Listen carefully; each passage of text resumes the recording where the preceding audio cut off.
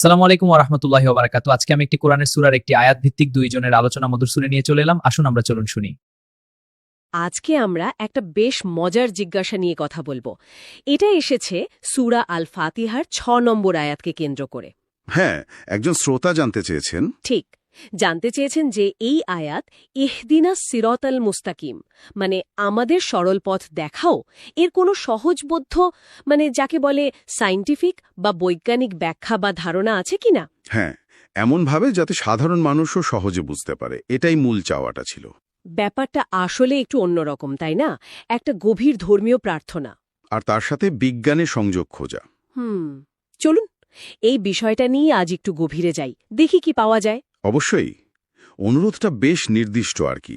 সূরা ফাতিহার এই বিশেষ আয়াত ইহদিনা সিরাতাল মুস্তাকিম, এটাকে বিজ্ঞানের আলোয় বোঝার একটা আগ্রহ।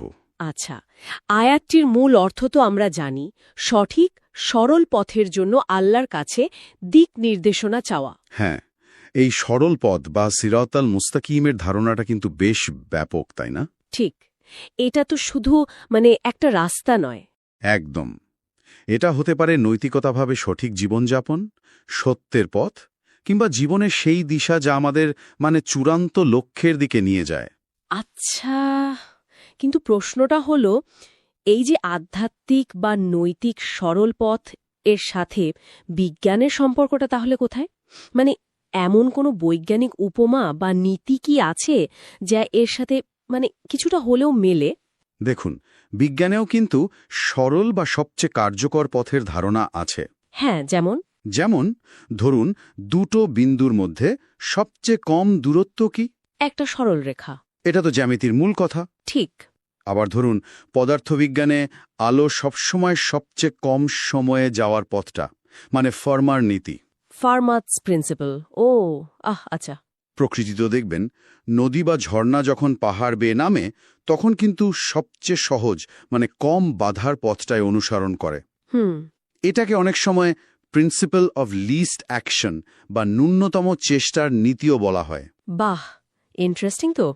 তাহলে এই কার্যকারিতা বা অপটিম্যালিটির দিক থেকে কি একটা মিল খোঁজা যেতে পারে ওই সরল পথের সাথে? হয়তোবা। একটা ভাবনার খোরাক হিসেবে জীবনটা তো এক অর্থে সবচেয়ে ভালোভাবে বাঁচা, সবচেয়ে অর্থপূর্ণ পথে চলা, তাই না? ঠিক, কিন্তু জীবন তো শুধু পথ খোঁজা না, এর মধ্যে শৃঙ্খলা বা একটা অর্ডারের ব্যাপারও আছে। এই যে বিশাল মহাবিশ্ব, এর মধ্যেও তো একটা অদ্ভুত নিয়ম বা শৃঙ্খলা কাজ করছে। সেটাও একটা গুরুত্বপূর্ণ দিক। যেমন ধরুন, থার্মোডায়নামিক্সের দ্বিতীয় সূত্র কি বলে? যে সবকিছু বিশৃঙ্খলার দিকে যায়, এন্ট্রপি বাড়ে। ঠিক, স্বাভাবিক প্রবণতা হলো বিশৃঙ্খলার দিকে। কিন্তু জীবন নিজেই তো এক অসাধারণ শৃঙ্খলা, একটা অর্গানাইজড সিস্টেম।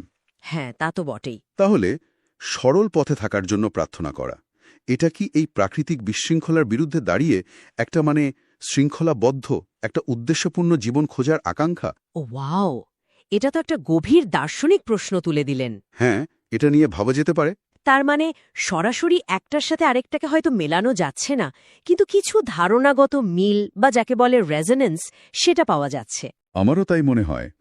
এখানে মূল আকর্ষণটা কোথায় বলুন তো? কোথায়? জ্ঞানের দুটো ভিন্ন জগৎ, একটা হলো বিশ্বাস, আরেকটা হলো বিজ্ঞান। পর্যবেক্ষণ আর পরীক্ষণ, এদের মধ্যে একটা সেতু বাঁধার চেষ্টা। আর উৎসের অনুরোধে যে সহজবোধ্য ব্যাখ্যার কথা বলা হয়েছে, হ্যাঁ, যাতে যে কেউ সহজে বুঝতে পারে, এটাও খুব গুরুত্বপূর্ণ। মানুষ সব সময় তার জানা জগৎ দিয়ে, তার পরিচিত ধারণা দিয়ে অজানাকে বুঝতে চায়। এটা স্বাভাবিক। ঠিক। তবে এটাও খেয়াল রাখতে হবে, বিজ্ঞানের পদ্ধতিটা কি? পর্যবেক্ষণ, পরীক্ষণ, যাচাই করা। হ্যাঁ। এখন আধ্যাত্মিক নির্দেশনা বা ধরুন গাইবী বিষয়গুলো, হ্যাঁ, সেগুলো তো আর ল্যাবরেটরিতে টেস্ট করা যায় না। না, তা যায় না। তাই বৈজ্ঞানিক ধারণাকে এখানে খুব বেশি হলে একটা রূপক বা উপমা হিসেবে দেখা যেতে পারে, আক্ষরিক ব্যাখ্যা হিসেবে নয়। আমরা কিন্তু এখানে কোনো পক্ষ নিচ্ছি না বা বলছি না এটাই ঠিক ব্যাখ্যা। অবশ্যই, আমরা শুধু জানার আগ্রহ থেকেই বিষয়টা দেখছি। আচ্ছা, আপনি রূপকের কথা বললেন, যেমন ইদানিং তো কমপ্লেক্সিটি থিওরি বা জটিলতা তত্ত্ব নিয়ে অনেক কথা হয়, সেখানে অ্যাট্রাক্টর স্টেট বলে একটা ধারণা আছে না? হ্যাঁ, আছে তো। মানে একটা সিস্টেম অনেকগুলো সম্ভাব্য অবস্থার মধ্যে থেকেও নির্দিষ্ট কিছু স্থিতিশীল অবস্থার দিকে স্বাভাবিকভাবেই ঝুঁকে পড়ে। ঠিক।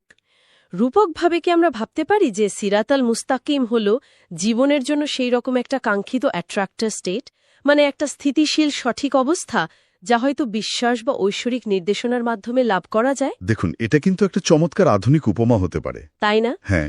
অবশ্যই, আবারও বলছি, এটা শুধুই একটা চিন্তার খোরাক, কোনো প্রমাণিত বৈজ্ঞানিক তত্ত্ব নয় এটা। কিন্তু এটা দেখাচ্ছে যে বিজ্ঞানের নতুন নতুন ধারণাগুলো আমাদের পুরনো প্রশ্নগুলোকে হয়তো নতুন আলোয় দেখার একটা সুযোগ করে দেয়। তাহলে সব মিলিয়ে যদি আমরা একটু গুছিয়ে বলি, সূরা ফাতিহার এই আয়াত ইহদিনাস সিরাতাল মুস্তাকিমের হয়তো সরাসরি কোনো বৈজ্ঞানিক সূত্র বা ফর্মুলা নেই। হ্যাঁ, থাকার কথাও নয়। কিন্তু বিজ্ঞানের বিভিন্ন ধারণা, যেমন ওই যে বললেন সরলতম পদ, কার্যকারিতা, শৃঙ্খলা বনাম বিশৃঙ্খলা, এমনকি এই অ্যাট্রাক্টর স্টেটের ধারণা, এগুলো হয়তো আমাদের বুঝতে সাহায্য করতে পারে যে সরল পথ বা সঠিক দিক নির্দেশনার জন্য মানুষের যে একটা চিরন্তন আকুতি, সেটার গভীরতা কতখানি। ঠিক বলেছেন। এটা আসলে জ্ঞানের বিভিন্ন শাখার মধ্যে সংযোগ খোঁজার একটা সুন্দর উদাহরণ হয়ে রইল। আর শেষ করার আগে একটা কথা যোগ করি। হ্যাঁ, নিশ্চয়ই। সরল পথের ধারণাটা কিন্তু শুধু ধর্ম বা বিজ্ঞানেই সীমাবদ্ধ নয়। আচ্ছা। নীতিশাস্ত্র থেকে শুরু করে সাধারণ কাণ্ডজ্ঞান পর্যন্ত আমরা সবসময় তো ভাবি কোনটা ঠিক পথ, কোনটা ভুলের পথ। হ্যাঁ, তা তো ভাবি। আমার মনে হয় এই আয়াতটির আবেদন এত গভীর এবং সার্বজনীন কারণ এটা মানুষের সবচেয়ে মৌলিক একটা চাহিদার কথা বলে, জীবনের পথে সঠিক দিক নির্দেশনা খুঁজে পাওয়া। একদম। আমরা যেই লেন্স দিয়েই দেখি না কেন, সেটা বৈজ্ঞানিক হোক বা আধ্যাত্মিক, এই অনুসন্ধানটা কিন্তু থেকেই যায়। এটা নিয়ে বোধহয় আরও অনেক ভাবার অবকাশ আছে। সত্যিই তাই। দারুণ একটা আলোচনা হলো।